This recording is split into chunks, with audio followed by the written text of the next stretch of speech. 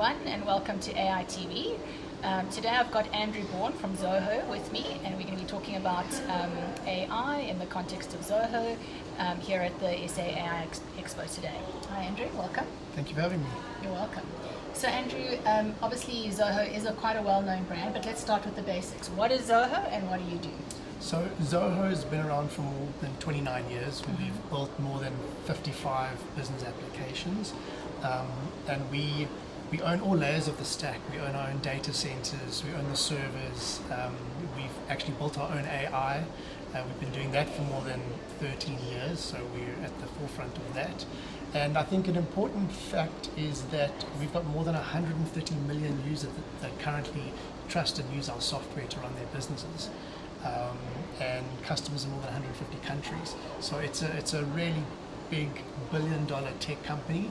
But I think a lot of people might not know of Zoho because we put a lot of money back into research and development and engineering rather than marketing. So I think our growth has been a lot of word of mouth, which is really good. But we've been able to really build probably one of the biggest business portfolios of business applications in the world. That's amazing.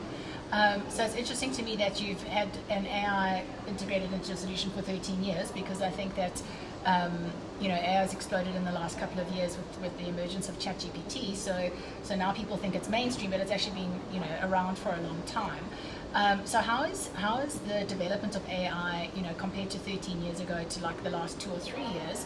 How has that changed in terms of what Zoho is bringing to market?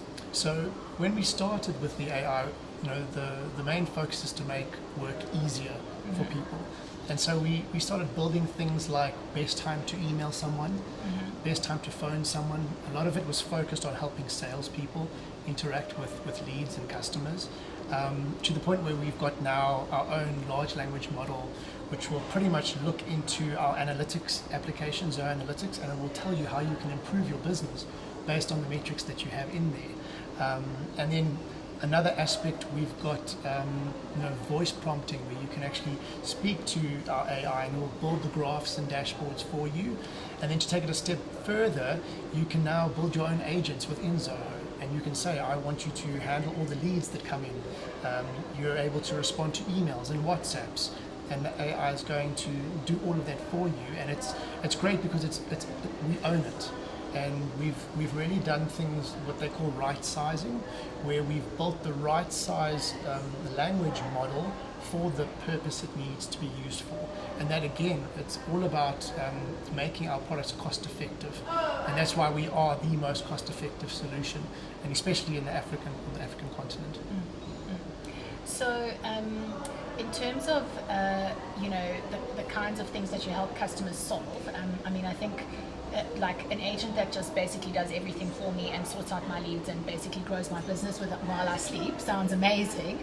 Have you seen, but I think agents are still at the beginning of the journey. Like, it's not ubiquitous that every company uses agents. It's like something that everyone would like to use, but they're a little bit scared or they're not sure, and there's still a little bit of risk with AI. What have you seen amongst your customers? Are they ready to go with like just letting the AI do it all itself, or is there a bit of hesitation there? No, I think everyone understands that AI has its limits, and that you really do need the human intervention is very important. But historically, we've always tried to make things more efficient. Like for instance, like finance companies will use like Zoho forms to qualify a lead. So if a person is looking for finance, they will first send them a form to fill out with their details to see for what sort of finance they can qualify for. Now what you can do is you can just teach an AI agent to ask those questions and then qualify the client. So you'll use it for qualification purposes. You might use it for reactive services like customer support. When there's an issue, AI is going to respond and try and help, but you always want that ability for them to be able to select, I'd like to speak to a human, or have some sort of human intervention, and so I don't think we'll ever get away from that. It's just going to make employees more efficient, and just make it easier for businesses to operate. Interesting. And in terms of what you see happening in the market at the moment, there's a lot of products that are talking about AI agents and let's do things more efficiently and that sort of thing. What do you think's next in the industry? Like, what do you see people asking for that hasn't been built yet that AI could do? Where do you think this is going? I think it's definitely going the conversational route, to the point where, you know, we've always had, now we've got chat commerce where you can sell products through WhatsApp. It's soon going to get to voice commerce, where you're going to be able to speak to an AI agent and say, listen, I saw this really nice dress and it was blue and I'm pretty sure the company was this company, and the AI is going to be able to then find it for you, and you can then say, this is my size and this is my, you know, all my details, and that AI is going to know. And then you can, you know, conversationally shop. Conversationally shop, that sounds amazing. Yeah. How far away do you think that is? I don't think we're very far away. I mean, I've experienced already with the conversational AI where it will phone you and it will then prompt you, would you like insurance? And ask a few questions to kind of pre-qualify you for that, and then even book a meeting for you. So I think we're not far away. I think the tech is there. It's about refining it. I know there's certain things like background noise cancellation that needs to be improved so that the AI can clearly hear you if you're in a noisy area, but that's definitely where we're going. Interesting. That sounds amazing. I'd love to just be able to tell What- the one- AI to like just get me a dress from Zara. Well, exactly. I mean, and the other thing we were speaking about today was the vibe coding. You know, where you speak to AI and it's going to do the code for you. And I think again, it's about making employees and developers more efficient. You always have to check the code. So I don't think you'll ever have to do away with coding knowledge when you're building things, but it definitely just makes you more efficient. And then the other thing that we have in Zoho Creator, which is our custom app builder, is now you can prompt it to build an app, and it will build the modules that you need. It will connect it into other data sources, and you'll then be able to then actually stop it while it's building if you want to. And once it's finished building, you'll be able to then customize it further and make changes. So again, it's our main focus is to make life easier for employees and make businesses just more efficient.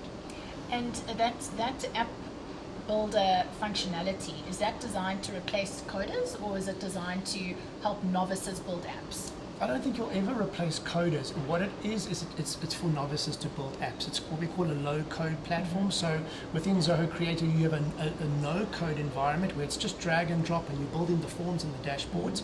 Then we have what we call a low-code environment where you can actually ask the AI, I want you to be able to do this. Like for instance, I've put an ID number into this field. I'd like you to draw out the birthday, the gender, and the citizenship, right? And it will give you the code to be able to do that. And then we've got what we call the pro code layer, where then coders can go in and they can code, and sky's the limits. And so the one thing it does is it just makes it quicker to deploy, like about 10 times more affordable to maintain, and again also 10 times more affordable to build, because the foundation is there. You've got the GDPR compliance, you've got the POPI compliance, you've got the encryptions layer, you've got the security, the multi-factor authentication, and then you've got all these little microservices. So if you need barcode scanning, you just drag it into your app. If you need a payment gateway, you drag it into your app. If you need optical character recognition because you're scanning receipts or you're taking photos of cars and you want to pull out the license disc information, you just drag it in. So it's I think that's where it's going. People can build proof of concepts really quickly, and then also the ability to build an app that you can use inside the business, also really quick to build. Amazing. This is blowing my mind. Andrew, thank you so much for joining us today on AI TV. I'm very much looking forward to seeing what Zoho does next, and thank you so much for coming today. Great, thank you.